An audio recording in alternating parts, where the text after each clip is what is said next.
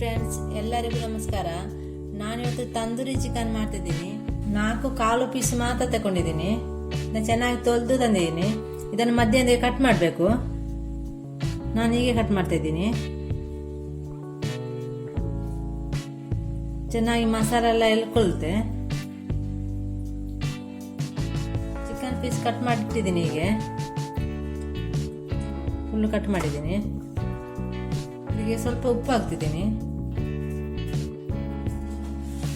ಹಾಕ್ತಿದ್ದೀನಿ ಅರ್ಧ tea spoon. Chilli powder ಹಾಕ್ತಿದ್ದೀನಿ 1 ಟೀ ಸ್ಪೂನು. ಶುಂಠಿ ಬೆಳ್ಳುಳ್ಳಿ ಪೇಸ್ಟ್ ಹಾಕ್ತಿದ್ದೀನಿ 1 ಟೀ ಸ್ಪೂನು. ನಿಂಬೆ ರಸ ಹಾಕ್ತಿದ್ದೀನಿ ಸ್ವಲ್ಪ, ಅರ್ಧ ತಗೊಂಡಿದ್ದೀನಿ. ಇದು ಸ್ವಲ್ಪ ಹಾಕ್ತಿದ್ದೀನಿ.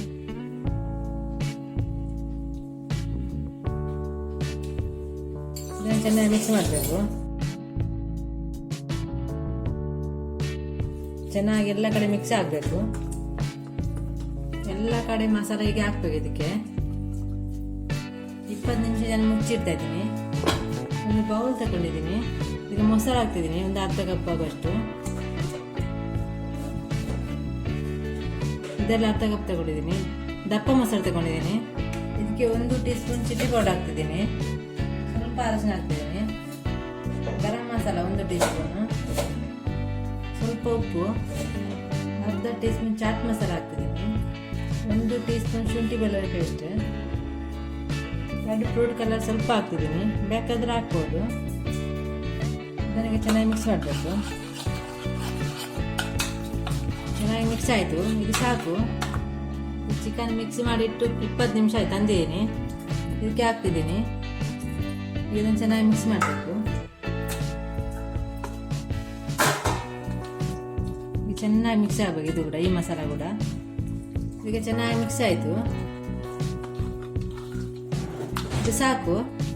ಒಂದು ಕಡೆಯಲ್ಲಿ 1 ಟೇಬಲ್ ಸ್ಪೂನ್ ಎಣ್ಣೆ ಹಾಕಿದ್ದೀನಿ. 1 ಟೀ ಸ್ಪೂನ್ ತುಪ್ಪ ಹಾಕ್ತಿದ್ದೀನಿ. ಬೆಣ್ಣೆ ಕೂಡ ಹಾಕ್ಬೋದು ಇದಕ್ಕೆ. ಮಿಕ್ಸ್ ಮಾಡಿ ಎಣ್ಣೆ ಬಿಸಿ ಆಯಿತು. ಚಿಕನ್ ಪೀಸ್ ಇಡ್ತಾ ಇದ್ದೀನಿ.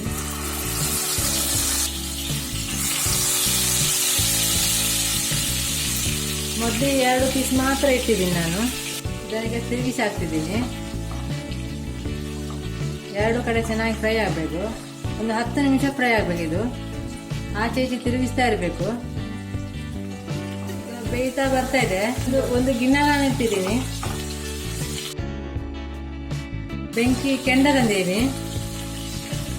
ಈ ಕೆಂಡಕ್ಕೆ ಸ್ವಲ್ಪ ತುಪ್ಪ ಹಾಕ್ತಿದ್ದೀನಿ. ಬೆಣ್ಣೆ ಕೂಡ ಹಾಕ್ಬೋದು. ಇದಕ್ಕೆ ಮುಚ್ಚಿಡ್ತಾ ಇದ್ದೀನಿ. ಒಂದು 3 ನಿಮಿಷ ಹೀಗೆ ಮುಚ್ಚಿಡ್ಬೇಕು. 2-3 ನಿಮಿಷ ತೆಗಿತಾ ಇದ್ದೀನಿ. ಇದು ಕೆಂಡ ಹಾಕುವುದರಿಂದ ತಂದೂರಿ ಸ್ಮೆಲ್ ಬರುತ್ತೆ. ಇದನ್ನು ಕೆಂಡವನ್ನು ತೆಗಿತಾ ಇದ್ದೀನಿ. ಈಗ ಇನ್ನು ಸ್ವಲ್ಪ ಇದು ಬೇಯಬೇಕು. ಇದು ಈಗ ಆಗಿದೆ. ಟೋಟಲ್ 10 ನಿಮಿಷ ಇದು ಫ್ರೈ ಆಗಬೇಕು. ಚಿಕನ್ ಕೆಂಡ ಎಲ್ಲ ಹಾಕಿ ಒಟ್ಟಿಗೆ 10 ನಿಮಿಷ ಇದು ಆಗಿದೆ. ಈಗ ತೆಗಿತಾ ಇದ್ದೀನಿ. ಇದೇ ರೀತಿ ಇನ್ನು 2 ಇದೆ, ಅದು ಸಹ ಫ್ರೈ ಮಾಡ್ತಿದ್ದೀನಿ.